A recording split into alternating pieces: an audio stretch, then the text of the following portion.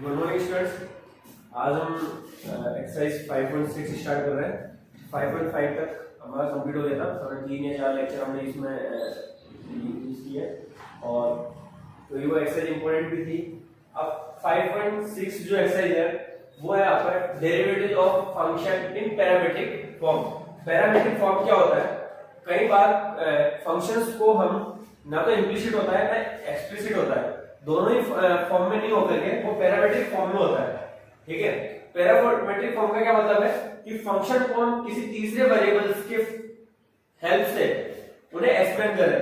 जैसे ये x और y, ये एक फंक्शन है, एक सिंगल फंक्शन है और हमने थर्ड वेरिएबल है थीटा के फॉर्म में इसको हमने एक्सप्लेन किया है।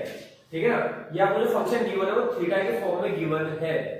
तो यहाँ पे थर्ड वेरिएबल कुछ भी हो सकता है, थीटा हो सकता है, टी हो सकता है, यू हो सकता है, कुछ भी हो सकता है।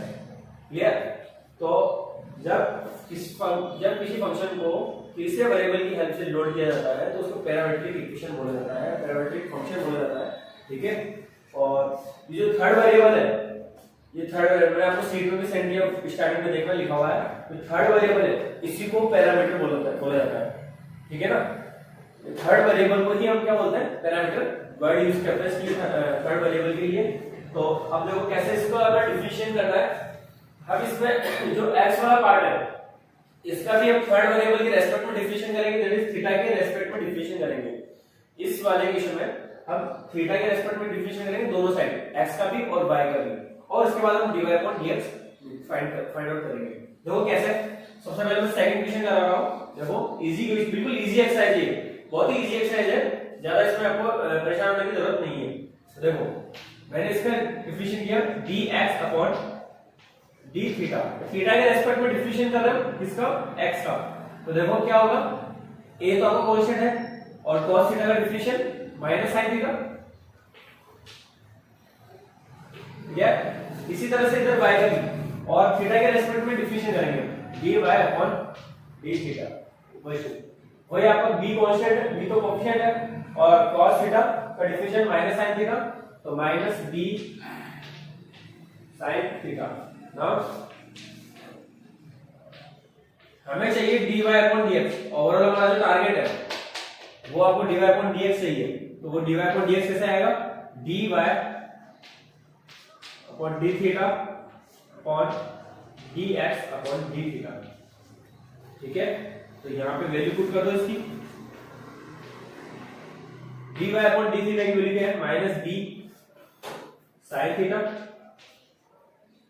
अपॉन dx/d थीटा की वैल्यू आपकी माइनस a sin थीटा, और hence b upon a। Minus से माइनस करना, sin plus sin theta, that's your answer. बस ये हमारा इसका आंसर है। क्लियर? इसी तरह से आप सेकंड क्वेश्चन देखो, नेक्स्ट क्वेश्चन देखो, फोर्थ क्वेश्चन।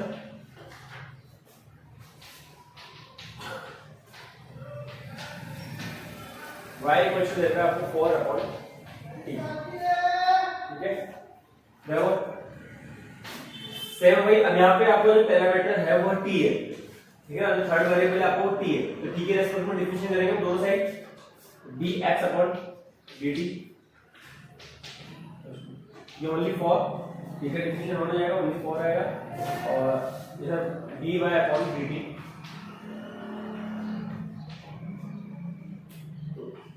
1/t का डिफरेंशिएट, 1/t 1/x का डिफरेंशिएट हमने कई बार आ चुका है, तो 1/t का डिफरेंशिएट क्या हो जाएगा? -1/t²। कल भी आया था आपके पास, तो -4/t²। फिर वही now dy/dx is equal to dy/dt upon dx/dt। Value put कर दो dy/dt की और dx/dt की वैल्यू पुट कर दो, तो ये -4/t²/4, 4 से 4 कैंसिल, और -1/t² इसका आंसर हो गया। तो dy/dx -1/t²। तो ये आपका इसके आंसर हो गए। क्लियर? तो बहुत ही इजी एक्सरसाइज है, इसमें आपको ज्यादा परेशान करने की जरूरत नहीं है। इस एक्सरसाइज का अगर क्वेश्चन आता है तो 1 मार्क्स या 2 मार्क्स से क्वेश्चन आ सकता है सर। क्लियर? अब देखो नेक्स्ट क्वेश्चन आप इसमें से देखो नेक्स्ट क्वेश्चन में ले रहा हूं आपका 6 क्वेश्चन, ठीक है। बाकी जो मैं बीच में स्किप कर रहा हूं क्वेश्चन आपको होमवर्क में करना है, और चाहो तो आप इसके एग्जांपल अभी कर लो या फिर एक्सरसाइज कंप्लीट होने के बाद कर लेना, ठीक है। तो देखो क्वेश्चन 6 वही सेम आपके थीटा के फॉर्म में आपका पैरामीट्रिक इक्वेशन है, तो थीटा के रेस्पेक्ट में इसका डिफरेंशिएट करेंगे दोनों साइड। यहां पे मैंने किया dx/d थीटा।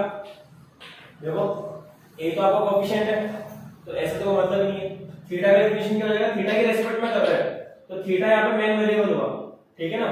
तो थीटा का डिफरेंशिएशन क्या हो जाएगा 1 माइनस sin थीटा का डिफरेंशिएशन cos थीटा, बस नाउ dy/d थीटा। क्वेश्चन वही देखो, a तो आपको कोएफिशिएंट और 1 का डिफरेंशिएशन 0, 1 एक कांस्टेंट है तो 1 का डिफरेंशिएशन 0 माइनस cos थीटा का differentiation minus sin theta. Clear? तो ये dx/dt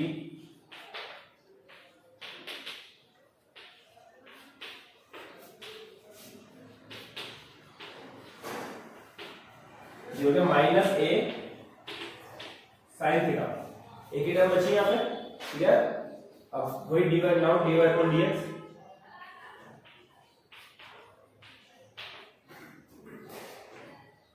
dy/d theta upon dx/d theta.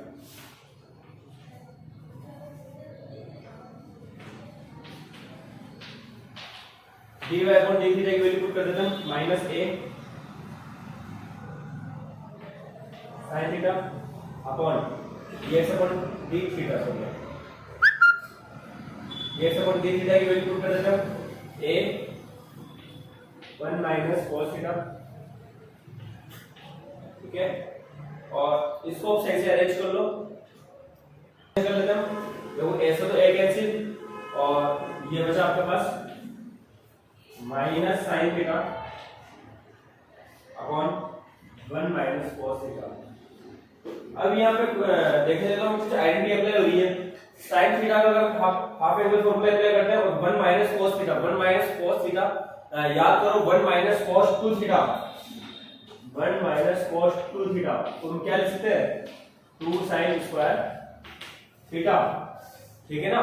आपको हाफ एंगल फॉर्मूले ट्रिग्नोमेट्री की जो फॉर्मूले 11th क्लास के थे वो आपको दिमाग में अच्छे से रहने ही चाहिए, क्योंकि हमारा सेकंड चैप्टर, फिफ्थ चैप्टर और 7th चैप्टर इनमें आपको ट्रिग्नोमेट्री जो है बार-बार यूज होगी और हर एक्सरसाइज में यूज होगी, बार-बार यूज हो रही है। पिछले वाली एक्सरसाइज में भी यूज हुई थी, इस वाली एक्सरसाइज में भी यूज हुई है और आगे भी यूज होगी, ठीक है ना।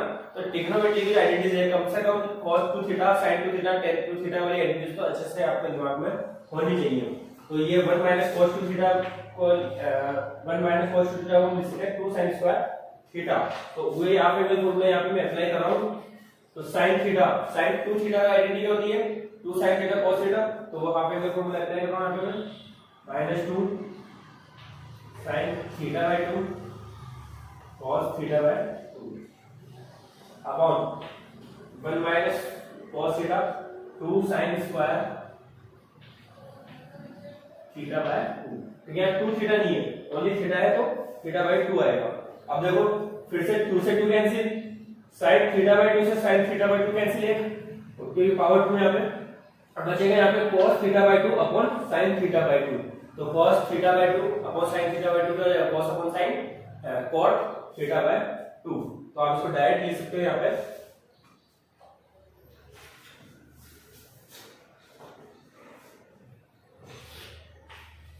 dy/dx equal to minus cot थीटा/2। दैट्स योर आंसर, ठीक है। तो ये इसका आंसर हुआ। हाफ एंगल फॉर्मूले ट्रिग्नोमेट्री फॉर्मेलिटीज आपको याद होनी चाहिए अच्छे से, ठीक है। अब हम क्वेश्चन ले रहा हूं 7th क्वेश्चन, और ये थोड़ा सा टिपिकल है क्योंकि इसमें ट्रिग्नोमेट्री आइडेंटिटी ज्यादा यूज होगी, और बाकी जो क्वेश्चन इस एक्सरसाइज के वो आप खुद करने की कोशिश करना, ठीक है। एक दो क्वेश्चन मैं कल और करवाऊंगा, बाकी आज मैं यहीं पे करवा रहा हूँ, और बाकी एक्सरसाइज आप खुद करने की कोशिश करना। बहुत इजी एक्सरसाइज है, 1 मार्क्स 2 मार्क्स के क्वेश्चन इसमें से आते हैं अक्सर, ठीक है। तो अब देखो मैं यहाँ पे individual one by one definition कर रहा हूँ, दोनों एक साथ नहीं करके पहले एक्स वाले का पार्ट का डिफिनेशन करो, फिर बाद में वाई वाले पार्ट का डिफिनेशन करेंगे। पहले एक्स वाले पार्ट का dx अपॉन dt, t के रेस्पेक्ट में डिफिनेशन करेंगे हम, ठीक है। u अपॉन v अप्लाई हो रहा है सीधे सीधे यहाँ पे, ठीक है। u अपॉन v अप्लाई होगा, पहले sin q t common and differentiation of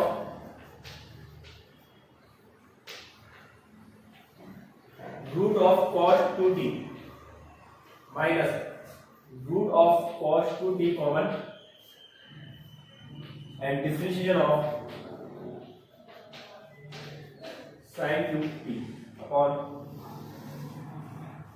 root of cos 2t का स्क्वायर, तो रूट हट जाएगा, ओनली cos 2t आ जाएगा।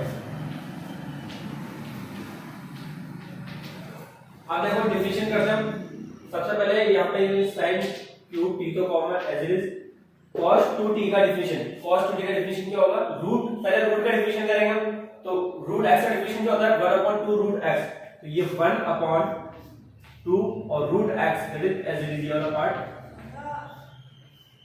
डॉट। अब cos 2t का डिफिनेशन, तो cos 2t का डिफिनेशन क्या हो जाएगा, cos का साइन होता है तो sin 2t और फिर 2t का डिफिनेशन है इसलिए आपको 2 मल्टीप्लाई में आएगा, तो -2 cos 2t का cos का डिफिनेशन था माइनस sin, तो -2 sin 2t, क्लियर, माइनस ये वाला माइनस, अब root of cos 2t as it is sin cube t का डिफिनेशन, sin क्यूब t का डिफिनेशन क्या हो जाएगा, पहले तो पावर का डिफिनेशन करेंगे 3 का, तो ये आएगा जैसे x क्यूब का डिफिनेशन होता है 3x स्क्वायर, उसी तरह से ये x क्यूब का डिफिनेशन क्या होता है 3x स्क्वायर, तो वैसे यहाँ पे sin क्यूब t का definition 3 sin square t dot.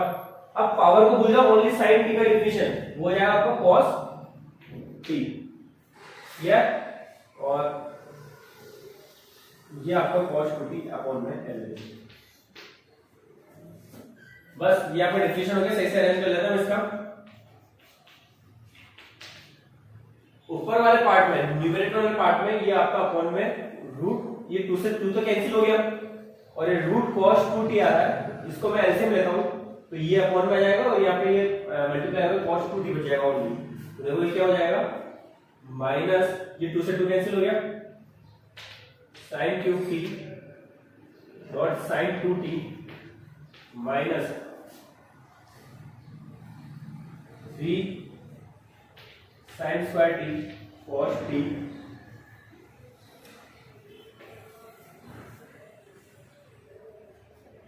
और cos 2t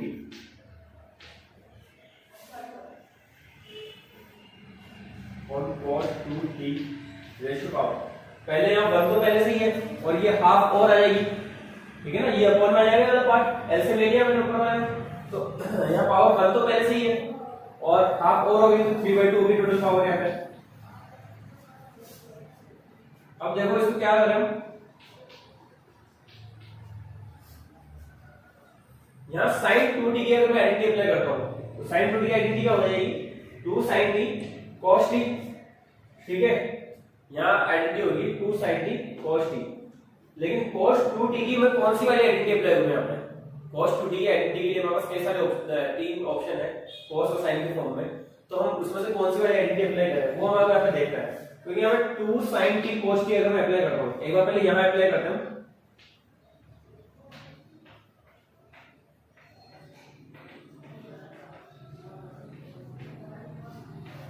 sin 2t के प्लेस में मैंने अप्लाई किया माइनस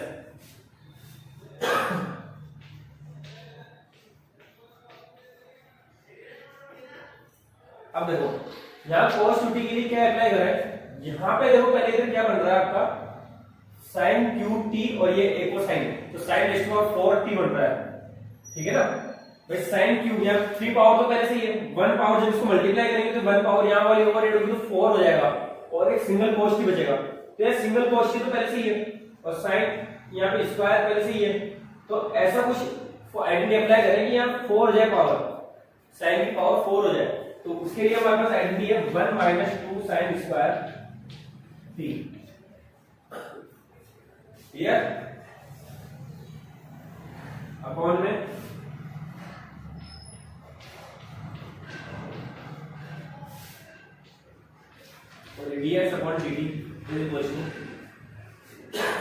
देखो ये तो हो गया आपके पास -2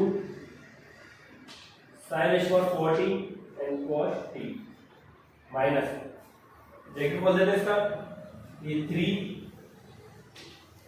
sin square t cos t minus और minus plus 6 sin ratio 40 cos t upon cos 2t raise to power 3/2 और ये फाइनली बच गया हमें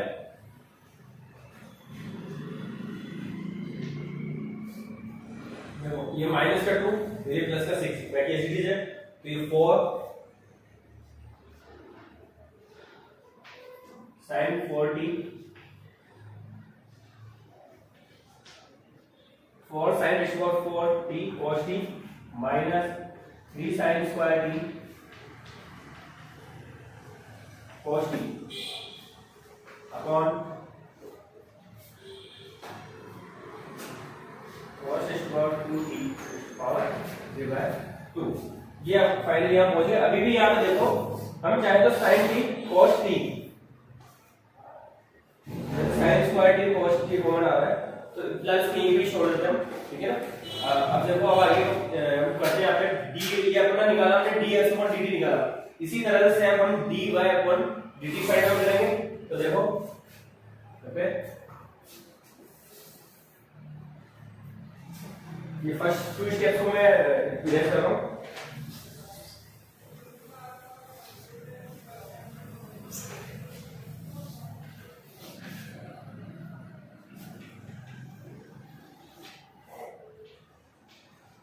dy अपॉन dt देखो वही आपका cos cube t common and differentiation of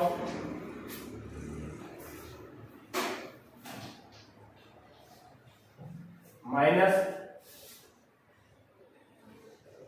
cos 2t root of cos 2t common and differentiation of cos cube t upon लगभग एक जैसा ही है, बस उसमें यहाँ पे cos क्यूब t के प्लस में sin क्यूब t था पहले वाले में और इसमें cos क्यूब t है तो डिफरेंशिएशन बिल्कुल काफी कुछ स्टेप एक जैसी होगी। देखो वही cos 2t का डिफरेंशिएशन जैसे पहले किया अपन ने रूट cos 2t का dot 1/2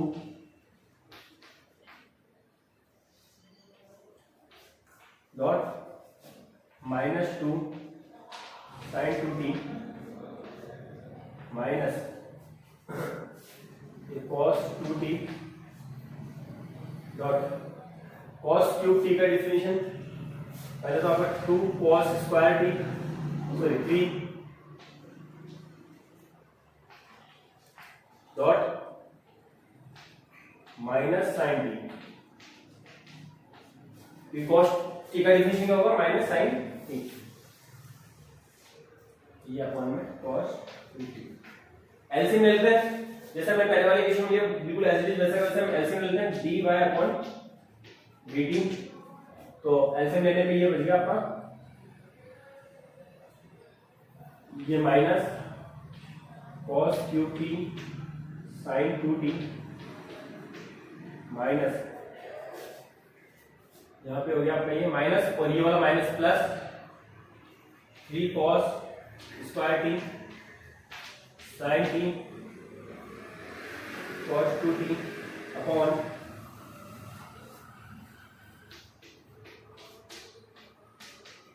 cos 2t raise to power 3/2 बिल्कुल एज इट इज वहीं पे। अब यहाँ पे देखो इस बार cos क्यूब t है और जब मैं इसको ओपन करूंगा देखो किस तरह से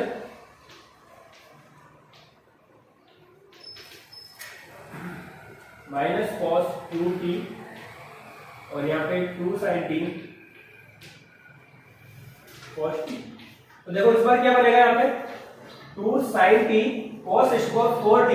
अब वहां पे हमें cos 2t की वो वाली आइडेंटिटी अप्लाई करनी है जिससे कि यहाँ पे आपका cos स्क्वायर 4 बने। तो इस बार हम अप्लाई करेंगे 2 cos स्क्वायर t माइनस 1, ठीक है। देखो आपके पास cos 2t की कौन सी आइडेंटिटी अप्लाई करेंगे हम 2 cos स्क्वायर टी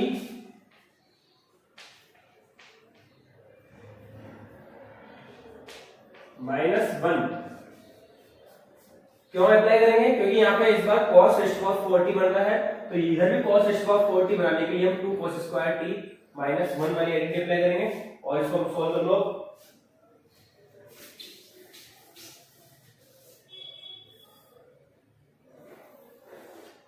देखो dy upon dt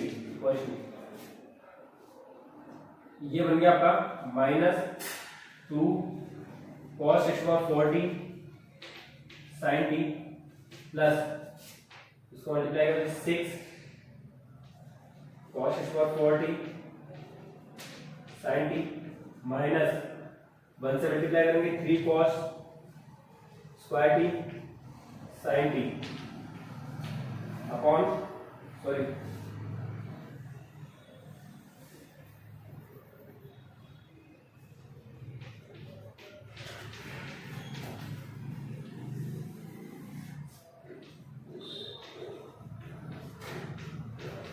cos h power 3/2 as it होता है, इस वाले स्टेप में मिलेगा, इस वाले स्टेप में मिलेगा और dy अपॉन dt। देखो ये वाली स्टेप सेम है, बस यहाँ -2 यहाँ पे 6 है, तो इसको सॉल्व कर लेते हैं। 4 cos x power 40 sin t minus 3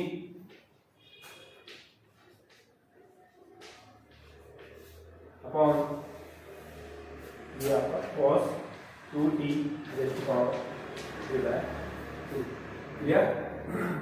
अब ये आपका dx अपॉन dt आ गया यहाँ पे और ये dy अपॉन dt हो गया। दोनों को dy अपॉन dx फाइंड करने के लिए दोनों को डिवाइड कर दो, तो ये आपका आंसर आ जाएगा। तो देखो now dy upon dt equal to dy upon dt sorry dy upon dx तो dy upon dt upon dx upon dt।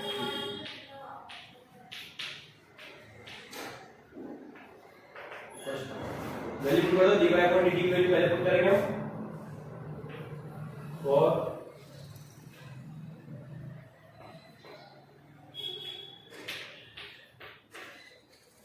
Minus 3 cos। देखो इनका दोनों का डिनोमिनेटर पार्ट सेम है, cos 2t raise to power 3/2 cos 2t raise to power 3/2, तो ये वैसे cancel हो जाएगा, डिनोमिनेटर दोनों का कैंसिल हो जाएगा, तो मैं इसको इस बार लिख ही नहीं रहा हूं, डायरेक्ट कैंसिल कर रहा हूं इसको, ठीक है ना। और अपॉन इसका ये वाला part 4 sin raise to power 40 cos t minus 3 cos 3 sin square t cos t।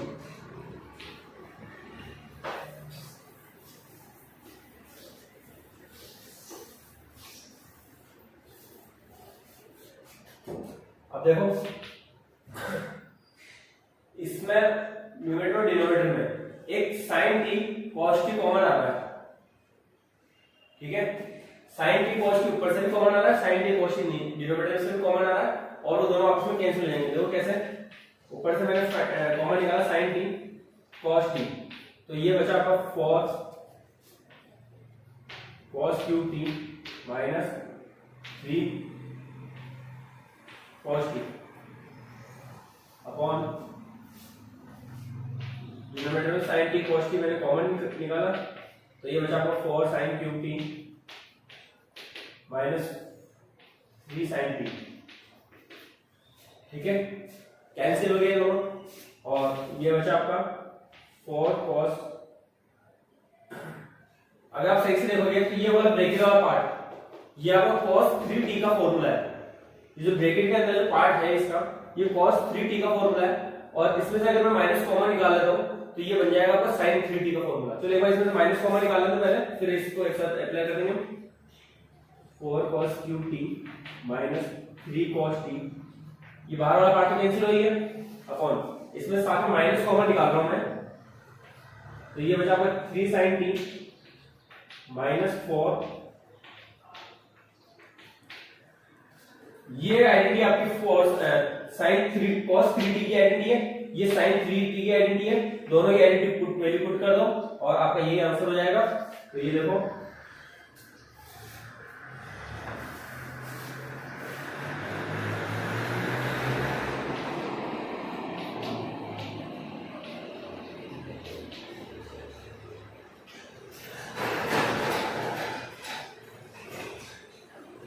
cos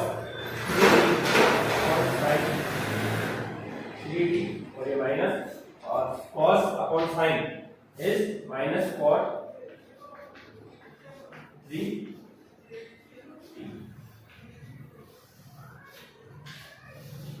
That's your answer.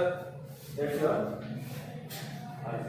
ठीक है, ये 7 क्वेश्चन आपने कर लिया। अब बाकी क्वेश्चन आपको खुद को करने हैं, प्रॉब्लम आएगी आप कल पूछोगे मेरे से, ठीक है, आज ही पूछोगे।